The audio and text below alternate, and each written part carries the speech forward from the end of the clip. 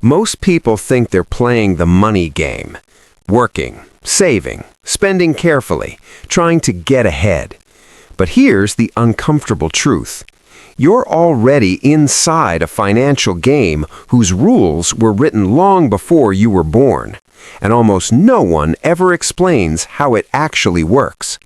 Not in school, not in most personal finance advice, and definitely not in the places where the real rules are decided.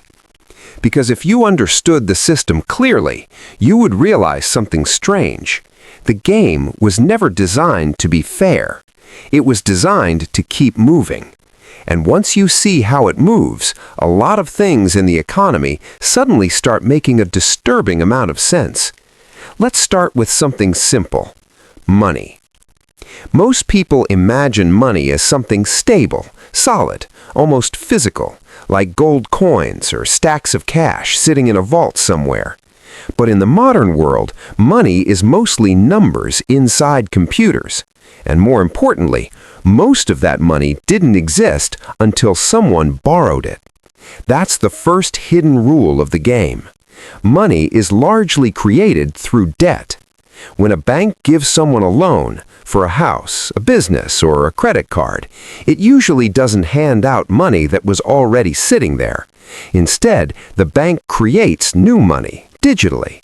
A new number appears in your account, and suddenly that money exists in the economy. Which sounds convenient, until you notice the second rule. The money is created, but the interest isn't. If you borrow $100,000 for a house, you might eventually pay back $180,000 or more, depending on the loan. But only the original $100,000 was created. The extra $80,000 has to come from somewhere else in the system, which means someone, somewhere, must borrow more money to keep the machine running. The system quietly depends on constant expansion, more loans, more borrowing, more debt. Without it, the flow slows down. And when the flow slows down, economies panic. This is why governments and central banks spend so much time trying to stimulate the economy. Lower interest rates, encourage borrowing, encourage spending, encourage investment.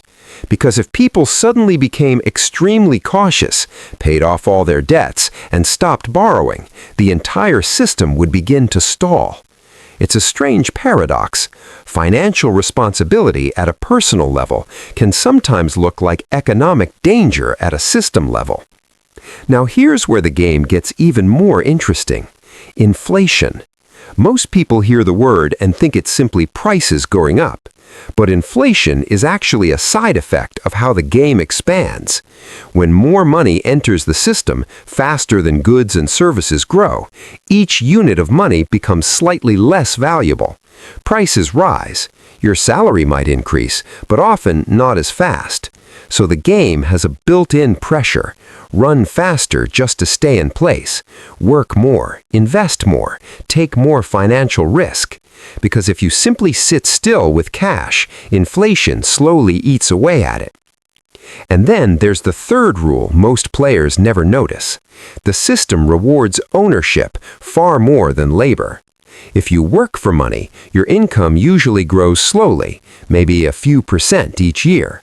But if you own assets, stocks, real estate, companies, those assets often rise with the expansion of money in the system. When central banks lower interest rates, asset prices often surge. When new money enters markets, investors tend to benefit first. It's not necessarily a conspiracy, it's an incentive structure. Money flows towards assets because that's where the system channels growth. Now look around at some strange things in the modern economy.